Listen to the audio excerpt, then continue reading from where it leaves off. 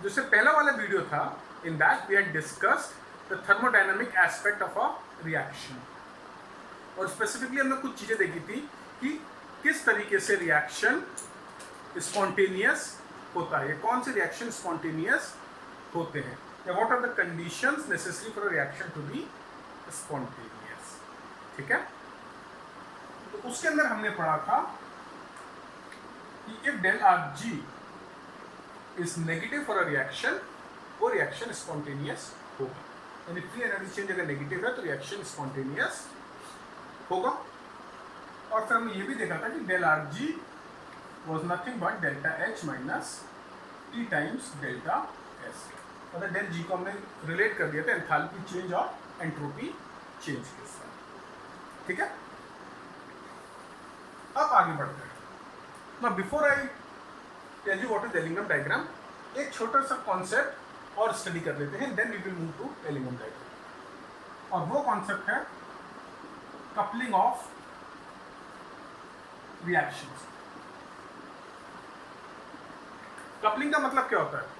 किसी दो चीज को जोड़ना। ठीक है, तो जब हम कपलिंग ऑफ रिएक्शंस की बात कर रहे हैं तो हम बेसिकली बात कर रहे हैं कि हम किसी दो रिएक्शन को एक साथ एक ही वेसल में कैरी आउट करेंगे।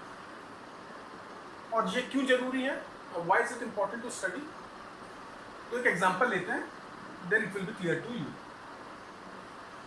Let's consider a reaction R1 जिसका free energy change is let's say +3, और एक रिएक्शन लेते हैं R2 जिसका free energy change is let's say -1000। अब क्लियरली यहां पर फ्री एनर्जी चेंज पॉजिटिव है, तो ये रिएक्शन कैसा हो जाएगा? Right, non spontaneous. And this for this reaction del G is negative, और नेगेटिव डेल जी यानी स्पॉन्टेनियस रिएक्शन। ठीक है, तो पहला रिएक्शन नॉन स्पॉन्टेनियस है, सेकंड रिएक्शन इज स्पॉन्टेनियस। अब जब मैं कपलिंग ऑफ रिएक्शन की बात कर रहा हूं तो basically what I am saying कि मैं इन दोनों रिएक्शन को एक ही वेसल में कैरी आउट करता हूं, यानी reactant and products are going to be there at the same place. तो वो नेट रिएक्शन हो गया आपका R1 प्लस R2। तो इस रिएक्शन के लिए जो फ्री एनर्जी चेंज होगा that will be the sum of free energy change for the two individual reaction। तो अगर हम इन दोनों रिएक्शन को एक साथ एक ही वेसल में कैरी आउट करेंगे तो del G for the overall reaction will become del G1 plus del G2, which in this case will be +300 minus 1000, which is equal to -700। यानी ये ओवरऑल रिएक्शन अब फिजिबल हो गया, स्पॉन्टेनियस हो गया। ठीक है, तो ये इंपॉर्टेंट इसलिए है कि अगर हम किसी नॉन स्पॉन्टेनियस रिएक्शन को किसी स्पॉन्टेनियस रिएक्शन के साथ कपल कर दें इन सच अ वे कि उनकी जो net gift free energy change है वो नेगेटिव हो जाए, तो हम रिएक्शन को नॉन स्पॉन्टेनियस से स्पॉन्टेनियस बना सकते हैं। ठीक है, क्लियर है? अगर हम किसी नॉन स्पॉन्टेनियस रिएक्शन को किसी स्पॉन्टेनियस रिएक्शन के साथ कपल कर दें सच दैट दोनों रिएक्शन का जो फ्री एनर्जी चेंज है उसका सम बिकम्स नेगेटिव, तो पहला रिएक्शन भी स्पॉन्टेनियस हो जाएगा। ठीक, यही कॉन्सेप्ट हम यूज करते हैं, यही कॉन्सेप्ट है behind the use of a reducing agent. जो रिड्यूसिंग एजेंट वाला रिएक्शन है जहां पर वो खुद ऑक्सीडाइज हो रहा है उसकी फ्री एनर्जी चेंज बहुत ज़्यादा नेगेटिव होगी, और जिस चीज़ को हमें रिड्यूस करना है उसका फ्री एनर्जी चेंज पॉजिटिव होगी, तो दोनों को हम कंबाइन करके पहले वाले पार्ट को कैरी आउट कर सकते हैं। अब हम एग्जांपल देखेंगे एलिमेंट डायग्राम स्टडी करने के बाद, then this concept will be further clear.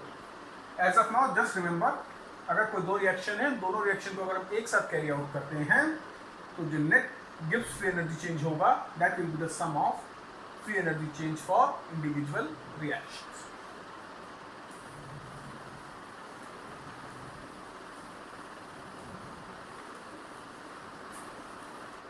So Ellingham diagram is basically a plot of free energy change versus temperature. यानी यहां पर मैं टेम्परेचर प्लॉट करता हूं एक्स एक्सिस पे और यहां पर मैं डेल्टा जी प्लॉट करूंगा फॉर द अंडरलाइंग रिएक्शन. और जिन रिएक्शंस के लिए मैं ये ग्राफ प्लॉट करता हूं those are all oxidation reactions. ठीक है. तो टिपिकली मेटल्स के ऑक्सीडेशन के ग्राफ प्लॉट करूंगा. So my reaction will be something like this.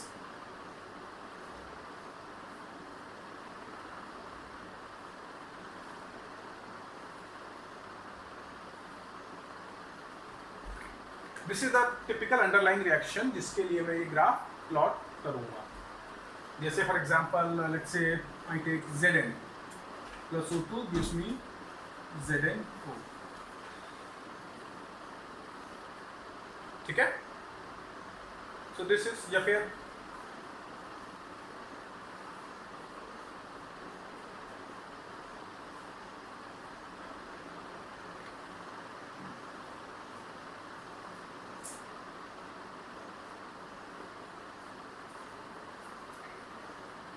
तो main thing to notice that यहाँ पर सब जगह में ऑक्सीजन का मॉलिक्यूल मेरा 1 होगा और बाकी चीज़ों को फिर मैं बैलेंस आउट कर दूँ.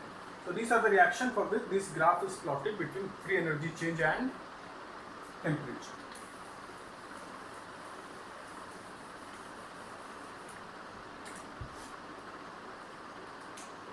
Now it's not only that I plot this graph for the formation of metallic oxide. I also plot it for oxidation of certain non-metals which are typically used as reducing agent. For example, it's a carbon. So I will plot this graph as well. और carbon monoxide ये graph भी मैं plot करूं. ठीक है. Okay. So now let's look at the shape of the graph.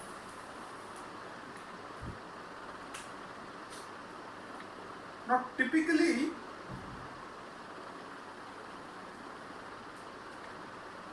this is the typical shape of the graph. इसमें important point क्या है? It's a straight line and it's an upward sloping straight line. So let's say this is minus 1400 kilojoules and over here this will be let's say minus 1200, and as we go higher and higher the value will become less and less negative and finally it will touch 0 and then it will become positive. तो इसका मतलब हुआ कि जैसे जैसे मेरा temperature बढ़ रहा है मेरा जो डेल्टा जी है that is becoming less negative या मोर पॉजिटिव. ठीक. अब ऐसा क्यों हो रहा है?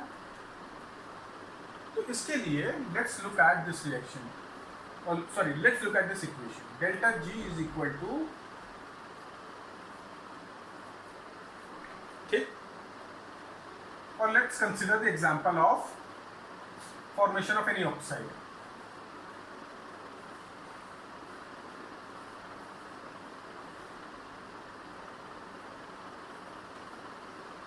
Now, इस वाले रिएक्शन में zinc is getting oxidised to zinc oxide. Zinc solid होता है, ऑक्सीजन गैस है, ये भी सॉलिड है and this is an exothermic reaction. तो अगर एक्सोथर्मिक रिएक्शन है तो delta H negative. Now look over here. Reactant side में there is one molecule of a gas and on the product side it's all solid. तो इसका क्या मतलब हुआ? इसका मतलब ये हुआ कि जो रैंडमनेस है वो कम हो रही है. गैस से सॉलिड में जा रहे हैं लोग तो रैंडमनेस कम हो रही है यानी delta S is equal to negative. तो अगर डेल्टा एस नेगेटिव है तो इसका मतलब हुआ this entire term is negative. ठीक. और नेगेटिव नेगेटिव क्या हो जाएगा? पॉजिटिव. तो जैसे जैसे हम टेम्परेचर बढ़ाएंगे डेल्टा जी भी और पॉजिटिव होगा, राइट? या लेस नेगेटिव होता चला जाएगा। देखो डेल्टा एस नेगेटिव है, negative into a positive number is a negative number, और minus of minus will be plus, ठीक है? तो जैसे जैसे टेम्परेचर बढ़ेगा ये पॉजिटिव वाली क्वांटिटी और बढ़ती चली जाएगी, यानी delta G less and less negative होता चला जाएगा या पॉजिटिविटी बढ़ती जाएगी। तो बिकॉज ऑफ दैट रीजन जितने भी स्लोप हैं, जितने भी ग्राफ हैं of formation of metallic oxide, they will have a positive slope, यानी जैसे जैसे टेम्परेचर बढ़ेगा डेल्टा जी पॉजिटिव की तरफ बढ़ेगा। ओके, तो ये एक पॉइंट है। तो note down this point, slope of del G versus T is a straight line with positive slope for formation of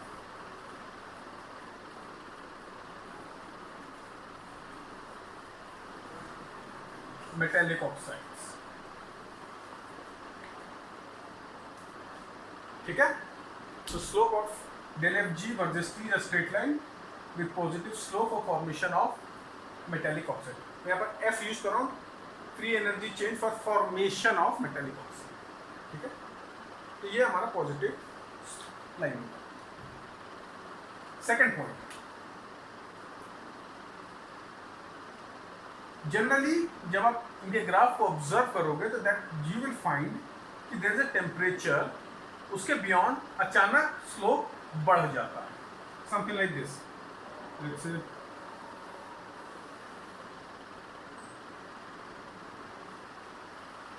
तो अगर ये स्लोप देखोगे, let's say this is for, ये slope this is typically for aluminium oxide के formation. Now इस वाले slope में देखा कि आपने एक पर्टिकुलर टेम्परेचर है beyond which slope becomes more positive, ये स्लोप बढ़ जाता है। तो ये जो पॉइंट्स है जहां पर स्लोप अब्रप्टली चेंज हो रहा है, this point basically correspond to either the melting point और boiling point of the metal, ठीक है? जहां पर भी फेस चेंज हो रहा है, सॉलिड टू लिक्विड या लिक्विड टू गैस, वहां पर हम लोग ऑब्जर्व करेंगे जो स्लोप ऑफ कर्व है ये अपवर्ड स्लोप, ये स्लोप ऑफ कर्व और ज़्यादा बढ़ जाता है और ज़्यादा पॉजिटिव हो जाता है। इसको तुरंत, इसको फटाफट अंडरस्टैंड करते हैं ऐसा क्यों हो रहा है। ये नोट कर लिया था आपने?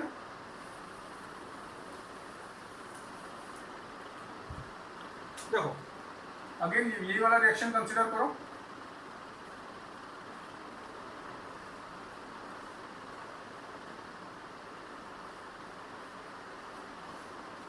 अभी यहाँ पर एक मॉलिक्यूल ऑफ गैस है और यहाँ पर सॉलिड है, तो एंट्रोपी चेंज नेगेटिव है। अगर यहाँ पर दो मॉलिक्यूल्स ऑफ गैस होते तो एंट्रोपी चेंज और ज़्यादा नेगेटिव होता नहीं होता भाई। अभी तो एक मॉलिक्यूल गैस है, एक मॉलिक्यूल सॉलिड है, तो entropy change certain negative value है। अब अगर ये भी लेट से गैस में कन्वर्ट हो जाए तो एंट्रोपी चेंज तो और ज़्यादा होगा नेगेटिव, मतलब इसकी एंट्रोपी और ज़्यादा बढ़ गई, राइट? ये सॉलिड से गैस में आ गया तो उसकी एंट्रोपी और ज़्यादा बढ़ गई। तो that is the reason why ये सडन तुम्हारा पॉजिटिव स्लोप बढ़ रहा है। अगर मैं इसे बॉइलिंग पॉइंट के बियॉन्ड हीट कर देता हूँ तो ये सॉलिड से गैस में कन्वर्ट हो जाएगा, यानी रिएक्टेंट की एंट्रोपी बढ़ जाएगी। As the result of it entropy change will become more negative, तो दैट मीन डेल्टा जी की वैल्यू और ज़्यादा पॉजिटिव होगी। So that's why the slope becomes more at temperature corresponding to phase change. जहाँ पर भी सॉलिड से liquid या लिक्विड से गैस हो रहा है वहाँ पर आपका स्लोप बढ़ जाएगा। So that is the second important point which you should know about this Ellingham diagram. ठीक है। Third important point which you should note is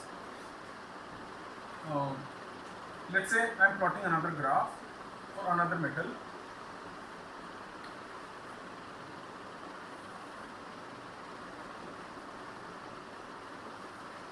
this is for something like mercuric oxide.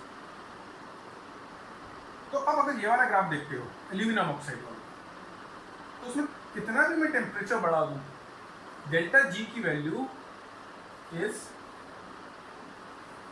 Negative only.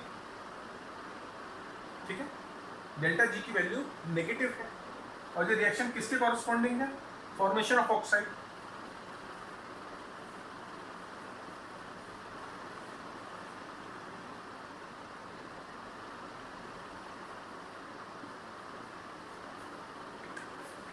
तो अगर formation of oxide के delta G negative है, मतलब ये reaction हमेशा feasible, हमेशा स्पॉन्टेनियस है।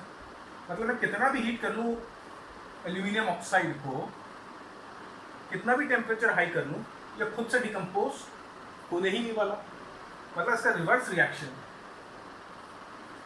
वो स्पॉन्टेनियस हो ही नहीं सकता, राइट? क्योंकि भाई कितना भी मैंने टेम्परेचर बढ़ा दिया, ये जो फॉरवर्ड रिएक्शन है इसलिए डेल्टा जी नेगेटिव है, यानी रिवर्स रिएक्शन के लिए डेल्टा जी पॉजिटिव होगा, यानी नॉन स्पॉन्टेनियस रहेगा। That means for aluminium oxide मैं कितना भी हीट कर लूँ, it will not undergo thermal reduction. तो इसके लिए थर्मल रिडक्शन पॉसिबल नहीं है। अब मर्क्यूरिक ऑक्साइड को देखो, देयर इज अ टेम्परेचर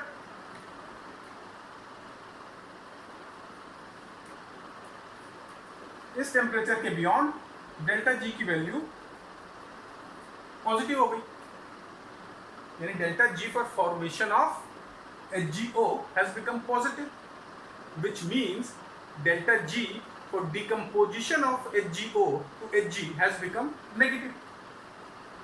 भाई अगर आपके लिए ये पॉजिटिव हो गया डेल्टा G, तो उसका जो रिवर्स रिएक्शन है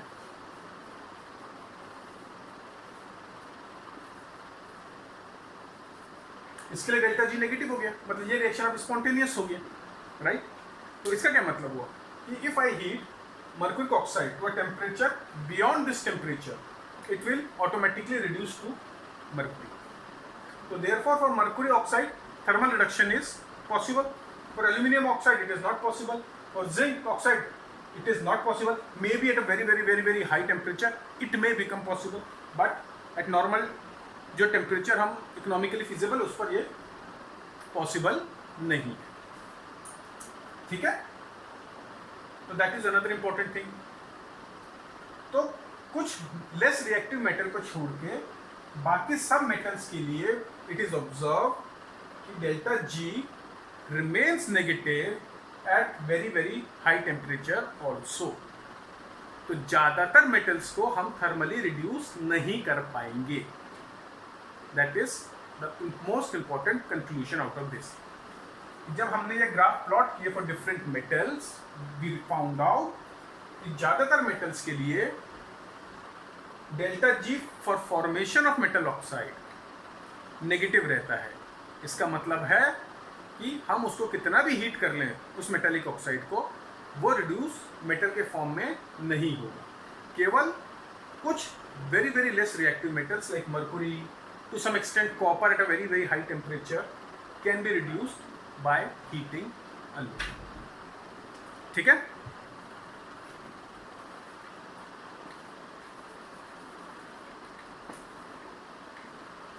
okay, so these are the three graphs which I want you to concentrate on. ये जो ब्लैक लाइन के अंदर मेरा ये वाला ग्राफ है, this is for oxidation of carbon to carbon monoxide. ये वाला जो ग्राफ है that is for oxidation of carbon monoxide to carbon dioxide. और ये ब्लू कलर का graph is for formation of zinc oxide. अब मेरे को जिंक ऑक्साइड को रिड्यूस करना है, तो अगर फॉर्मेशन ऑफ जिंक ऑक्साइड की वैल्यू डेल आर जी की नेगेटिव है, तो that means for reduction of zinc oxide that value is positive. ठीक है, तो ये टेम्परेचर से इस पॉइंट पर ये ऊपर वाला ग्राफ जिंक ऑक्साइड के फॉर्मेशन के ग्राफ को इंटरसेक्ट कर रहा है और नीचे की तरफ पहुंच रहा है। तो इसके कॉरेस्पॉन्डिंग टेम्परेचर मानो ये टी टेम्परेचर है। अब इससे कम टेम्परेचर पे क्या हो रहा है, लेट्स से ये पॉइंट देखें। यहां पे जिंक ऑक्साइड के फॉर्मेशन की डेल आर जी -600 है, तो जिंक ऑक्साइड के कन्वर्ट होने की टू जिंक प्लस ऑक्सीजन यानी इसके रिडक्शन की डेल आर जी कितना हो जाएगा प्लस 600, राइट। इस पॉइंट पे कार्बन के ऑक्सीडेशन की क्या है डेल आर जी,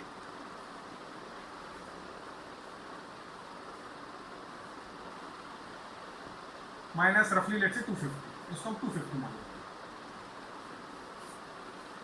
ठीक।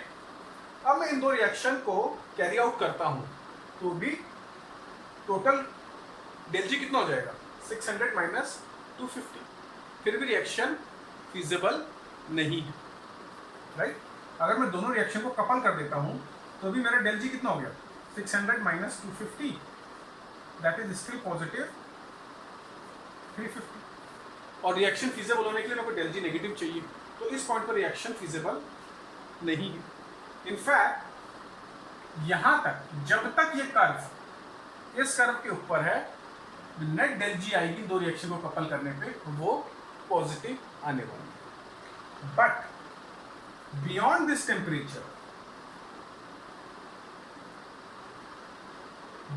टेम्परेचर अगर हम इन दो रिएक्शन को कपल करेंगे तो उसका net del G will be negative. इस वाले रीजन में, इस तरफ वाले रीजन में del G for coupled reaction will be negative, और इस वाले रीजन में del G for coupled reaction will be positive. यानी इसका क्या मतलब हुआ कि इस टेम्परेचर के बियॉन्ड अगर मैंने ये दो रिएक्शन एक साथ कैरी आउट करे तो ये दोनों रिएक्शन फिजिबल हो जाएंगे, ठीक है। इसका मतलब हुआ कि अगर ये दो रिएक्शन फिजिबल हो गए तो नेट रिएक्शन क्या होगा, इन दो को ऐड कर दो तो you will get ZnO plus C gives me Zn plus C, ये हो गया नेट रिएक्शन। तो उसका मतलब हुआ beyond this point both this reaction are feasible, that means this particular reaction is feasible, that means beyond this temperature carbon can reduce zinc oxide to zinc, clear है। तो basically अगर हम कोई भी दो ग्राफ देखते हैं तो जो ग्राफ नीचे की तरफ लाई कर रहा है that can reduce the graph which is there on the top, clear है, ठीक है। एक और बात, zinc formation of zinc oxide की डेल जी नेगेटिव है तो जिंक ऑक्साइड के रिडक्शन की डेल जी पॉजिटिव हो गई, कार्बन के ऑक्सीडेशन की डेल जी नेगेटिव है। जब हम इस रीजन में देखते हैं और दोनों रिएक्शन को कपल करते हैं तो भी डेल जी पॉजिटिव रहेगा, यानी रिएक्शन फिजिबल नहीं है। लेकिन इस टेम्परेचर के बियॉन्ड दोनों रिएक्शन को कपल करने पे डेल जी नेगेटिव हो जाता है, यानी रिएक्शन फिजिबल हो जाता है, यानी overall reaction which is ZnO plus C gives me Zn plus CO becomes a feasible reaction, यानी carbon can reduce zinc oxide beyond this temperature, ठीक। अब कंपेयर करो कार्बन मोनोऑक्साइड के साथ। कार्बन मोनोऑक्साइड का ग्राफ हमेशा जिंक ऑक्साइड के formation के ग्राफ से ऊपर लाए कर रहा है, मतलब इन दोनों रिएक्शन को हम कपल कर लें और किसी भी टेम्परेचर पे देख लें कपल्ड रिएक्शन भी फिजिबल नहीं होने वाला है, उसका डेल जी पॉजिटिव ही रहेगा। आया समझ में, क्योंकि ये वाला graph oxidation of carbon monoxide is always above ये graph of formation of zinc oxide. इसका मतलब है कि जिंक ऑक्साइड के रिडक्शन रिएक्शन को और कार्बन मोनोऑक्साइड के ऑक्सीडेशन रिएक्शन को अगर हम कपल करेंगे तो भी डेल जी हमेशा पॉजिटिव रहने वाला है, यानी carbon monoxide at no temperature can actually reduce zinc oxide, ठीक है।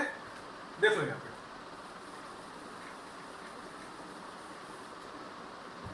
ये तो क्लियर था, ZnO का रिडक्शन का लिए डेल जी प्लस 600 क्योंकि फॉर्मेशन के लिए माइनस 600 था।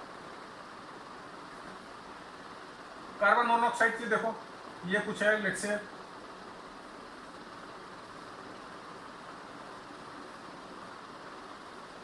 जो भी वैल्यू है इसकी -600 से कम है, so let's say this is रफली -580।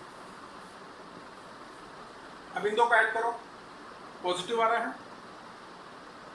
जब तक ये दोनों ग्राफ, जब तक ये ग्राफ इसके ऊपर रहेगा, इन दो का del G will always be positive. तो ये रिएक्शन किसी भी टेम्परेचर पर फिजिबल नहीं हो रहा है। That means carbon monoxide can not be used to reduce zinc oxide, whereas carbon can reduce zinc oxide at a temperature which is close to 1000 degree Celsius plus. ठीक है, ये एक इंपॉर्टेंट क्वेश्चन है exam के point of view से, competitive exam के point of view से, which is a better reducing agent for zinc oxide, carbon और कार्बन मोनोऑक्साइड। तो answer should be carbon is a better reducing agent because it can reduce zinc oxide at a temperature of around 1000 degrees Celsius, whereas carbon monoxide cannot reduce zinc oxide at any temperature। ठीक है, तो आज की class में केवल हम इतना ही करेंगे। नेक्स्ट क्लास में हम लोग और एग्जांपल्स देखेंगे। We will look at reduction of iron oxide to iron, and we will look at reduction of aluminum oxide by magnesium or of magnesium oxide by aluminium, and few more examples to make sure that this concept about using Ellingham diagram to look at feasibility of thermal reduction या feasibility of a particular reducing agent being used in a certain case कैसे study करते हैं। ठीक है, तो before I conclude कुछ चीज़ें फिर से समराइज कर देता हूँ। Ellingham diagram is a plot of del G versus T. इसमें हम प्लॉट करते हैं अंडरलाइंग रिएक्शन जो कि which are all oxidation reaction, तो mainly formation of metallic oxide from metal and oxidation of certain reducing agent. हर graph में एक पॉइंट ऐसा होगा, एक टेम्परेचर ऐसा होगा जिसके बियॉन्ड हो सकता है डेल्टा जी पॉजिटिव हो रहा हो, जरूरी नहीं, हो सकता है डेल्टा जी पॉजिटिव हो रहा है। अगर डेल्टा जी किसी टेम्परेचर के बियॉन्ड पॉजिटिव हो रहा है, मतलब उस ऑक्साइड को अगर हम हीट करेंगे to a temperature beyond that temperature, तो वो ऑटोमेटिकली रिड्यूस हो जाएगा, जैसे हमने मर्क्यूरी ऑक्साइड के केस में देखा था। जिस ग्राफ के अंदर डेल जी पॉजिटिव नहीं हो रहा है उसको हम थर्मली रिड्यूस नहीं कर सकते। अगर थर्मली रिड्यूस नहीं कर सकते हैं तो फिर हम देखते हैं कि कौन सा रिड्यूसिंग एजेंट हम उसके लिए यूज़ कर सकते हैं। तो हमने एग्जांपल देखा था कार्बन और कार्बन मोनोऑक्साइड का, और उसमें हमने स्टडी किया था कि अगर हम इन दो रिएक्शन को कपल कर दें, reduction of metallic oxide to metal and oxidation of carbon to carbon monoxide, या oxidation of carbon monoxide to carbon dioxide, अगर हम इन रिएक्शन को कपल कर दें और डेल जी देखें कपल्ड रिएक्शन की, तो अगर डेल जी नेगेटिव हो जाता है तो जिस टेम्परेचर पर नेगेटिव हो रहा है उस टेम्परेचर या जिस टेम्परेचर रेंज में नेगेटिव है उस टेम्परेचर रेंज में हम उसे as a reducing agent use कर सकते हैं। और अगर वो नेगेटिव नहीं हो रहा है तो उस रिड्यूसिंग एजेंट को हम यूज करके मेटेलिक ऑक्साइड को रिड्यूस नहीं कर पाएंगे। फिर हमने देखा था किस तरीके से carbon can reduce zinc oxide but carbon monoxide can not reduce zinc oxide. तो इस वीडियो को अच्छे से देखें, थोड़ा कॉन्सेंट्रेट करके देखोगे तो concept will be very clear. कोई भी डाउट है, कोई भी क्वेश्चन है तो you can ask me. In the next class, we will look at few more examples, few more applications of Ellingham diagram, and I'm sure after that, whatever little doubt you may have will also be clear. So thanks for joining, and we will meet soon with the next video on Ellingham diagram. So till then, goodbye.